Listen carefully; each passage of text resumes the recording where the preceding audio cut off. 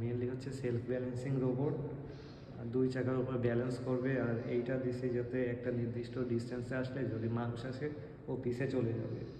আর এটা দিয়ে এভাবে ঘুরতে পারবে, তো পিছে যদি একটা সামনে একটা জায়গা আসে ও নিজে নিজে চলে, তো তখন সে এখানে দাঁড়াবে, দাঁড়ায় এদিকে এদিকে দেখবে কোন দিকে ফাঁকা আছে, সে ওই দিকে মুভ করে চলে যাবে। মোটামুটি সব কিছুই শেষ, শুধু সেলফ ব্যালেন্সিংয়ের কোডের পার্টটা বাকি। আর এটা টেস্ট করার জন্য একটা কোড রান করছি যে সবগুলো ঠিক মতো চলতেছে নাকি চলতেছে না। তো এটার জন্য সার্ভার দিয়ে আপাতত আর কি চালাচ্ছি। দাঁড়াও,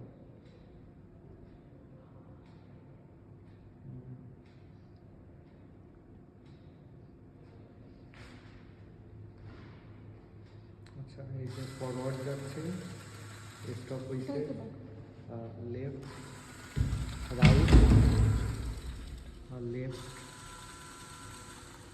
ব্যাক।